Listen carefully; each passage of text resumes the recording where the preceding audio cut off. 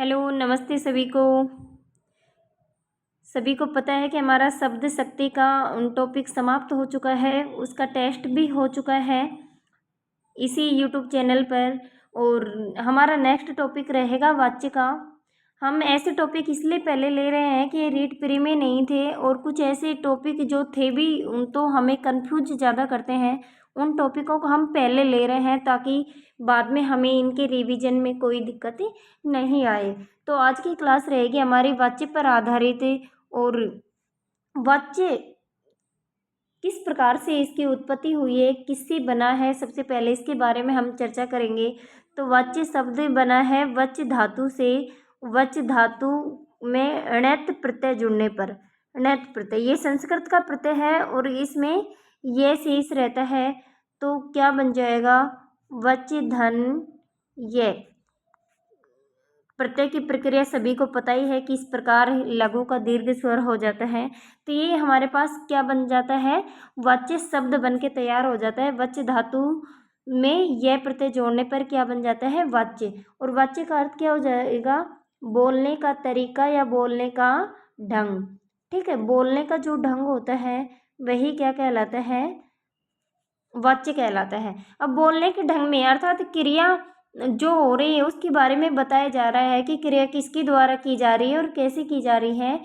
ठीक है, किसने ये क्रिया की है, उसको कहने का जो तरीका होता है वही क्या कहलाता है, वाच्य कहलाता है। ठीक है, अब बात करते हैं इसकी परिभाषा की। क्रिया के जिस रूप से यह ज्ञात हो कि क्रिया कर्ता कर्म या भाव के अनुसार प्रयुक्त हुई है, वाच्य कहलाता है। भाई किसी भी वाक्य में क्रिया के रूप से यह पता चले कि क्रिया कर्ता के अनुसार बदल रही है, भाई कर्ता के लिंग वचन पुरुष के अनुसार बदल रही है, या कर्म के लिंग वचन पुरुष के अनुसार बदल रही है, या भाव के लिंग वचन पुरुष के अनुसार बदल रही है। ठीक है, तो ये जो बदलने की जो प्रक्रिया है यही क्या कहलाती है, वाच्य। भाई वाच्य होते ही किसके हैं, वाच्य क्रिया के ही वाच्य होते हैं। और वाच्य 3 प्रकार के होते हैं। यहाँ पे डेफिनेशन में आपको पता भी चल गया होगा कि क्रिया अगर कर्ता के लिंग वचन पुरुष के अनुसार बदल रही है तो कर्तृवाच्य हो जाएगा, कर्म के लिंग वचन पुरुष के अनुसार बदल रही है तो कर्मवाच्य हो जाएगा, और भाव के लिंग वचन पुरुष के अनुसार बदल रही है तो क्या हो जाएगा, भाववाच्य हो जाएगा। तो कुछ एग्जाम्पल देखते हैं इसके। जैसे एक एग्जाम्पल है हमारे पास, लड़का पुस्तक पढ़ता है। लड़का पुस्तक पढ़ता है। अब लड़का जो करता है तो क्रिया किसके अनुसार आ रही है, लड़का एक वचन है, पुल्लिंग है। ठीक है, तो पढ़ना क्रिया भी जो है किसके अनुसार आ रही है, लड़का के अनुसार, और एक वचन और पुल्लिंग। अब यहाँ पे लड़का पुस्तक पढ़ती है थोड़ी है, लड़का पुस्तक पढ़ता है, अर्थात क्रिया किसके अनुसार बदल रही है, कर्ता के अनुसार बदल रही है। अब यहाँ पे इस तरह से होता, लड़की पुस्तक पढ़ती है, ये वाक्य होता आपके पास। तो यहाँ पे लड़की क्या है, स्त्रीलिंग है, तो क्रिया भी किस में बदल गई, क्रिया भी किसकी हो गई, क्रिया भी स्त्रीलिंग की हो गई। तो इस प्रकार से कर्ता के अनुसार जब क्रिया बदलती है तो वहाँ पर क्या होता है, वहाँ पर कर्तृवाच्य होता है। कौन सा वाच्य हो जाएगा, कर्तृवाच्य। आगे देखते हैं नेक्स्ट एग्जाम्पल, लड़के से पुस्तक पढ़ी जाती है। लड़के से पुस्तक पढ़ी जाती है, यहाँ पे लड़का क्या है, लड़का पुल्लिंग है, और यहाँ पे क्रिया किसकी आ रही है, स्त्रीलिंग की आ रही है। तो क्रिया किसके अनुसार बदल रही है वो हमें देखना है। क्रिया किसके अनुसार बदल रही है, कर्म के अनुसार। पुस्तक क्या है, पुस्तक स्त्रीलिंग है और पुस्तक कर्म है। वाक्य में भी क्या पढ़ा जा रहा है, क्या का क्वेश्चन करोगे तो जो आंसर आएगा वही कर्म हो जाता है। वाक्य में क्रिया को क्या से प्रश्न करने पर जो क्या का आंसर आता है वही क्या होता है, कर्म होता है। तो क्या पढ़ी जा रही है, पुस्तक पढ़ी जा रही। अब पुस्तक तो कर्म हो गया, लेकिन एक कर्म क्या है, कर्म स्त्रीलिंग है, पुस्तक क्या है, स्त्रीलिंग है। तो क्रिया भी किसकी हो गई, क्रिया भी स्त्रीलिंग की हो गई। तो कर्म के अनुसार बदल रही है, तो यहाँ पर कौन सा वाच्य हो जाएगा, यहाँ पर हो गया हमारा कर्म वाच्य। नेक्स्ट एग्जाम्पल देखते हैं, लड़के से पढ़ा नहीं जाता। लड़के से पढ़ा नहीं जाता। अब यहाँ पे देखो, ना तो कर्ता के अनुसार बदल रहा है और ना ही कर्म के अनुसार। किसके अनुसार क्रिया बदलेगी, भाव के अनुसार। ठीक है, तो यहाँ पे देखो सबसे पहले तो पहचान क्या होती है इसमें अकर्मक क्रिया होती है। भाववाच्य है ये, अकर्मक क्रिया है, पढ़ा नहीं जाता। इसमें कुछ भी दिया नहीं गया है कि क्या पढ़ा नहीं जाता, अखबार पढ़ा नहीं जाता, पुस्तक पढ़ी नहीं जाती, पत्र पढ़ा नहीं जाता, कुछ भी नहीं है, कर्म नहीं है, अकर्मक है।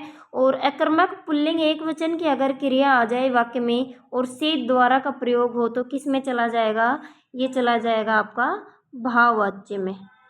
ठीक है, तो ये तीनों जो वाच्य के प्रकार हैं उनके एक एक एग्जाम्पल हैं। आगे इन तीनों को डिटेल से देखते हैं और चलते हैं। वाच्य के कितने भेद होते हैं? वाच्य के 3 भेद होते हैं, अभी हमने देख ही लिया है। यदि क्रिया कर्ता के लिंग वचन पुरुष के अनुसार बदलती है तो कर्तृवाच्य होता है। यदि क्रिया कर्म के लिंग वचन पुरुष के अनुसार बदलती है तो वहाँ कर्मवाच्य होता है। और यदि क्रिया भाव के अनुसार बदलती है अर्थात कर्ता और कर्म के अनुसार नहीं बदलती है, वहाँ पर भाववाच्य होता है। अब एक एक को हम देखते हैं। सबसे पहले हम बात करते हैं कर्तृवाच्य की। जिस वाक्य की क्रिया का प्रयोग उसके कर्ता के अनुसार होता है उसे कर्तृवाच्य कहते हैं। अभी हमने एक एग्जाम्पल में देख भी लिया है कि कर्ता के लिंग वचन पुरुष के अनुसार ही क्रिया बदलेगी, वहाँ पर क्या हो जाएगा, कर्तृवाच्य होता है। अब इसमें कुछ विशेष है, नोट दिया गया है। कर्तृवाच्य में क्रिया सकर्मक और अकर्मक दोनों प्रकार की क्रियाओं का प्रयोग होता है। जो कर्तृवाच्य होता है उसमें क्रिया सकर्मक की भी हो सकती है और अकर्मक भी हो सकती है। ठीक है, सकर्मक भी हो सकती है और अकर्मक भी। अकर्मक और सकर्मक की पहचान कैसे करेंगे और कैसे पता चलेगा कि ये कर्तृवाच्य में? जैसा कि मैंने अभी बोला था कि कर्म में, कर्मवाच्य में सकर्मक क्रिया होती है, कर्म के अनुसार बदलता है तो इसमें सकर्मक हो जाएगी। और भाववाच्य में मैंने बोला कि अकर्मक क्रिया होती है। तो इनमें कैसे पता लगाएंगे कि ये कर्तृवाच्य है, कर्मवाच्य है या भाववाच्य है? तो सबसे सीधा और सरल तरीका है, कर्तृवाच्य में क्रिया तो सकर्मक अकर्मक की होती है, लेकिन ये जो कर्ता होता है उसी के अनुसार क्रिया बदलती है। लेकिन भाववाच्य में तो क्रिया हमेशा पुल्लिंग एक वचन की होती है। कर्ता स्त्रीलिंग भी होगा तो क्रिया पुल्लिंग की होगी, कर्ता बहुवचन भी होगा तो क्रिया एक वचन में ही होगी। ठीक है, ये ध्यान रखना है। और अकर्मक क्रिया होगी और कुछ सिंबल्स हैं वो हम बता देंगे इन दोनों में कि क्या क्या प्रयोग होता है और इसमें क्या प्रयोग होता है। अब कर्तृवाच्य में तो ने परसर्ग का प्रयोग किया जाता है। किसका प्रयोग किया जाता है? ने परसर्ग का। ठीक है, अगर ने परसर्ग का प्रयोग नहीं होता है तो वाक्य प्रेजेंट काल में होता है, वर्तमान काल में होता है, प्रेजेंट टेंस। और अगर ने का प्रयोग किया जाता है तो वाक्य भूतकाल में चला जाता है। ठीक है, अगर कर्तृवाच्य में वाक्य में ने का प्रयोग होगा तो वाक्य हमें भूतकाल में मिलेगा। अगर ने का प्रयोग नहीं होगा तो वाक्य वर्तमान काल में मिलेगा। लेकिन पहचानेंगे कैसे? पहचानेंगे कर्ता के लिंग वचन पुरुष के अनुसार यदि क्रिया बदल रही है तो वहाँ पर कर्तृवाच्य होता है। एग्जाम्पल के माध्यम से समझेंगे। जैसे कुमार बर्तन बनाता है। अब कुमार क्या है? पुल्लिंग है, एक वचन है। और बनाता है क्रिया भी क्या है? पुल्लिंग एक वचन की, अर्थात कर्ता के अनुसार बदल रही है। यहाँ पर लड़कियां विद्यालय जाती हैं। अब लड़कियां क्या है? स्त्रीलिंग और बहुवचन है तो जाना जो क्रिया है। अब जाता है नहीं है, जाती, जाती है और है नहीं है पे बिंदी लगी हुई है। बहुवचन वाक्य में है पे नुक्ता लगी हुई होती है और एक वचन में है पे नुक्ता नहीं लगती है। तो लड़कियां विद्यालय जाती हैं, लड़कियां स्त्रीलिंग बहुवचन है तो क्रिया भी किसकी आ रही है? स्त्रीलिंग बहुवचन की आ रही। ये तो था परसर्ग रहित वाक्य। अभी मैंने बताया था कि इसमें क्या पहचान है? ने परसर्ग आता है, कर्ता में ने परसर्ग का प्रयोग होता है। परसर्ग सभी जानते हैं, विभक्ति चिन्हों को परसर्ग कहते हैं। अब देखते हैं हम ने परसर्ग का प्रयोग वाला वाक्य। राम ने रावण को मारा। राम ने रावण को मारा। अब यहाँ पे राम की जगह किसी स्त्री का भी नाम होता, जैसे यहाँ पे हम वाक्य को, हालांकि इसका भावार्थ अलग हो जाएगा लेकिन हम वाक्य को चेंज करके देखते हैं। सीता ने रावण को मारा। अब आपको लगेगा कि ये जो मारना क्रिया है ये तो कर्ता के अनुसार नहीं बदल रही है, इसका भी एक नियम है, आपको याद रखना है। यदि क्रम के अनुसार जब वाक्य में कर्ता के आगे ने कारक चिन्ह लगता है, ने परसर का प्रयोग होता है, तो क्रिया कर्ता के अनुसार नहीं बदलती है। क्रिया कर्ता के अनुसार नहीं बदलती है कब? जब उसमें ने परसर का प्रयोग होता है। तब कब किससे बदलती है? तब वह कर्म के लिंग वचन पुरुष के अनुसार बदलती है। अगर वाक्य में कर्ता के साथ ने परसर का प्रयोग होता है तो क्रिया कर्म के लिंग वचन पुरुष के अनुसार बदलती है। कंफ्यूज नहीं होना है, कर्म वाच्य में भी हम बता देंगे, आप तुरंत पहचान लोगे। उनमें ने का प्रयोग नहीं होता है, ने का प्रयोग केवल कर्तृवाच्य में होता है। आगे चाहे क्रिया किसी भी प्रकार की हो, ये वाक्य में भी ने का प्रयोग भी आ गया और वाक्य में आगे क्रिया अलग प्रकार से लिखी जा सकती है, इसलिए आपको ध्यान रखना है नियमों का। बाकी जहाँ पे ने का प्रयोग होगा वे सभी कर्तृवाच्य में होंगे, और ने का प्रयोग नहीं है लेकिन क्रियाकर्ता के अनुसार बदल रही है तो वहाँ भी क्या होगा? कर्तृवाच्य होगा। अब यहाँ पे कुमार बर्तन बनाता है और यहाँ पे होता कुमारिन बर्तन बनाती है। अब वहाँ पे बनाता किस में बदल जाता? बनाते में, क्योंकि कर्ता पुल्लिंग से स्त्रीलिंग हो गया है। ठीक है, तो ये ध्यान रखना है आपको। ये है हमारा कर्तृवाच्य। आगे बात करते हैं कर्मवाच्य की। वाक्य में क्रिया का प्रयोग कर्ता के अनुसार न होकर कर्म के लिंग वचन पुरुष के अनुसार होता है, उसे कर्मवाच्य कहते हैं। हमने पहले भी देख लिया था कि कर्म के अनुसार क्रिया बदलेगी, कर्म के लिंग वचन पुरुष के अनुसार, तो वहाँ पर क्या हो जाएगा? कर्मवाच्य हो जाएगा। और इसमें भी नोट दिया गया है कि कर्मवाच्य में केवल सकर्मक क्रिया का ही प्रयोग होता है। ठीक है, केवल सकर्मक क्रिया का ही क्या होता है? प्रयोग होता है। किसमें? कर्मवाच्य में। अब सकर्मक और अकर्मक क्रिया का प्रयोग केवल कर्तृवाच्य में होता है, कर्मवाच्य में केवल सकर्मक क्रिया का प्रयोग होता है, और भाववाच्य में केवल अकर्मक क्रिया का प्रयोग होता है। अब कर्मवाच्य और भाववाच्य में कहीं कहीं आपको समानता मिलेगी, लेकिन ध्यान रखना है कि जो क्रिया है वह अकर्मक है या सकर्मक। समान वाक्य हो सकते हैं लेकिन क्रिया की पहचान करनी है। अगर सकर्मक क्रिया है उस वाक्य में तो कर्मवाच्य हो जाएगा, और अकर्मक क्रिया है तो वह भाववाच्य में चला जाएगा। जैसे एग्जाम्पल देखते हैं, अध्यापिका द्वारा पाठ पढ़ाया जाएगा। अब इसमें पहचान क्या है? पहचान मैं वैसे तीनों के लास्ट में शॉर्ट में आपको पहचान भी बता दूंगी। कर्ता में तो ने प्रसर्ग का प्रयोग होता है, और ने प्रसर्ग नहीं होता है तो वाक्य वर्तमान काल में होता है और उसमें क्रिया कर्ता के अनुसार बदलती है। ने प्रसर्ग का प्रयोग के कारण जो क्रिया होती है वो भूतकाल में हो जाती है। जैसे राम ने रावण को मारा, और राम रावण को मारता है।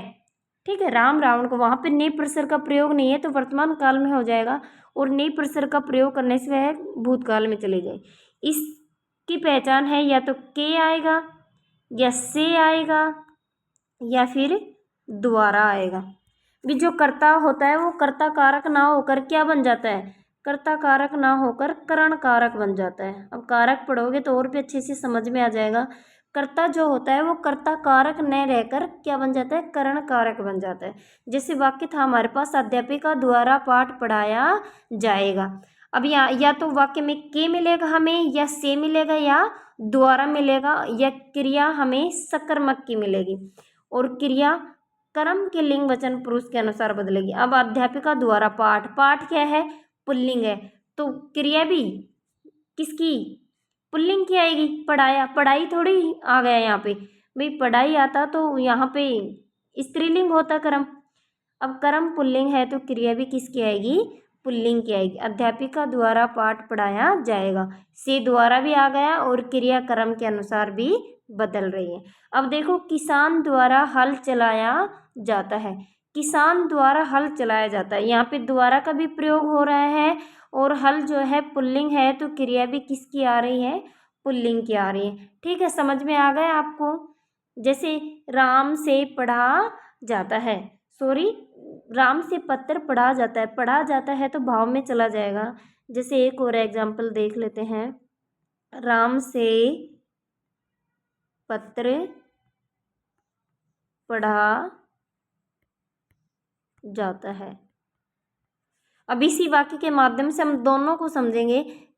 क्रमवाच्य को और भाववाच्य को। राम से का प्रयोग आ गया, ठीक है। पत्र कर्म भी आ गया और पढ़ा जाता है, कर्म के अनुसार क्रिया भी बदल गई थी, ये तो किस में चला गया, कर्मवाच्य में चला गया। अगर यहाँ पे पत्र नहीं आता अर्थात कर्म नहीं आता और ये ही वाक्य रहता राम से पढ़ा जाता है, तो ये किस में चला जाता, भाववाच्य में चला जाता, क्योंकि भाववाच्य में के से द्वारा का प्रयोग होता है, लेकिन जो क्रिया होती है वो सदैव सदैव एक वचन पुल्लिंग और आकर्मक क्रिया होती है, ठीक है। और अब देखते हैं हमारा भाववाच्य। इसकी डेफिनेशन, जिस वाक्य में क्रिया का प्रयोग उसके कर्ता या कर्म के अनुसार न होकर उसके भाव के अनुसार होता है उसे भाववाच्य कहते हैं। अब इसमें भी कुछ विशेष दिया गया है, नोट है, इसमें केवल अकर्मक क्रिया का ही प्रयोग होता है। और भी नोट कर लेना आप, इसमें केवल क्रिया एक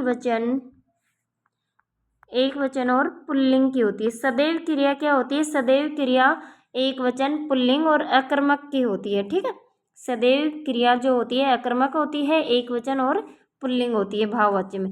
जैसे एग्जाम्पल है हमारे पास, पक्षियों से उड़ा नहीं जाता, पक्षियों से उड़ा नहीं जाता। अब उड़ना जो है क्रिया है और पक्षी क्या है, करता है, तो सीधा कर्ता और क्रिया ही है, कोई कर्म नहीं है, अर्थात अकर्मक क्रिया है। अब यहाँ पे पक्षियों से उड़ा नहीं जाता, अब पक्षियों क्या है, बहुवचन है, फिर भी क्रिया किस में आ रही है, एक वचन में, ये ध्यान रखना है। पक्षियों क्या है, बहुवचन है, बहुत सारे पक्षियों की बात कही जा रही है, लेकिन क्रिया एक वचन में आएगी और किस में आएगी, उड़ा। उड़ा क्या है, पुल्लिंग, ठीक है, उड़ा क्रिया पुल्लिंग की है, तो पक्षियों से उड़ा नहीं जाता, समझ गए क्या, या पक्षियों से उड़ा जाता है, ठीक है। अगर नहीं भी आता तो नहीं को हटा के, वैसे मोस्टली क्या होता है भाववाच्य में किसी कार्य को न कर सकने की असमर्थता ही होती है, नेगेटिव सेंटेंस होते हैं ज़्यादा से ज़्यादा, लेकिन ज़रूरी नहीं है कि नेगेटिव होते हैं, कुछ पॉजिटिव होते हैं, नहीं का प्रयोग नहीं होता है। जैसे अगला एग्जाम्पल है हमारा, लड़के से दौड़ा जाता है, अगर यहाँ पे नहीं भी लिख देते तो भी भाववाच्य में ही रहता, ठीक है। लड़के से दौड़ा नहीं जाता है, तो जाना जो क्रिया है, दौड़ना जो क्रिया है वो एक वचन पुल्लिंग की है और अकर्मक क्रिया है, लड़की बहुवचन है, फिर भी किसके अनुसार बदल रही है क्रिया, एक वचन पुल्लिंग और अकर्मक की क्रिया है, भाव के अनुसार बदले, ना तो लड़की कर्ता के अनुसार बदले और कर्म तो इसमें होता ही नहीं है। समझ में आ गया क्या। आगे कुछ एग्जाम्पल देखते हैं हम, जैसे कुछ कर्तृवाच्य के देखेंगे, कुछ कर्मवाच्य के देखेंगे और कुछ भाववाच्य के देखेंगे।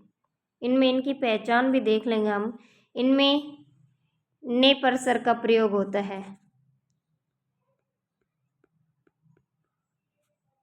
ने परसर्ग और अकर्मक सकर्मक क्रिया होती है, इनको आप नोट कर सकते हैं, अकर्मक और सकर्मक क्रिया होती है। इसमें से द्वारा परसर का प्रयोग और केवल सकर्मक क्रिया होती है। इसमें से द्वारा का प्रयोग, से द्वारा का प्रयोग और क्रिया अकर्मक, एक वचन और पुल्लिंग होती है, ये इनकी पहचान है, ठीक है।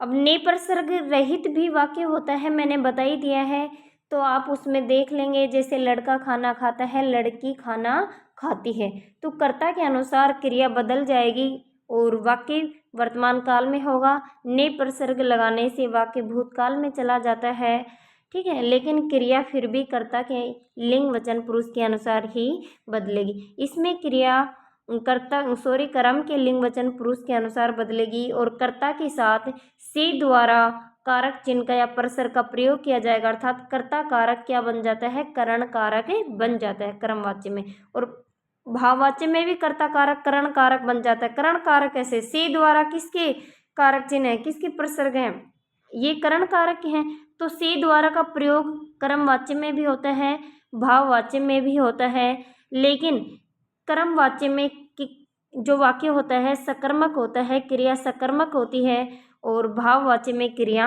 अकर्मक होती है। दोनों वाक्य समान से हो सकते हैं, लेकिन केवल कर्म का अंतर आएगा। कर्मवाची में कर्म होगा और भाववाची में कर्म नहीं होगा। ठीक है, ये होता है हमारा टॉपिक समाप्त। और आज का आपका प्रश्न रहेगा, एक प्रश्न लिख लो आप। एग्जाम्पल, भारत प्रतिवर्ष नए उपग्रह छोड़ता है। इसका आंसर आपको कमेंट बॉक्स में देना है कि इसमें वाच्य का प्रकार कौन सा है, वाच्य कौन सा है, ये बताना है आपको। और आज की क्लास हमारी समाप्त होती है। नेक्स्ट क्लास इसी टॉपिक के मोस्ट इम्पोर्टेंट क्वेश्चनों से संबंधित होगी। अगर इसमें कुछ समझ नहीं आया तो आप कमेंट बॉक्स में कमेंट कर सकते हैं, नेक्स्ट क्लास में उनका समाधान किया जाएगा। और जो कुछ भी बच गया है वो क्वेश्चनों के माध्यम से आपको बहुत अच्छे से समझ में आ जाएगा, क्योंकि मुझे नहीं लगता कि वाच्य का टॉपिक आपका इतना डिफ़िकल्ट है, क्योंकि इसमें 2-3 नियम हैं जिनको याद करके हम कहीं से भी कोई भी एग्जाम्पल आ जाए, कभी भी कोई गलती नहीं होगी। धन्यवाद।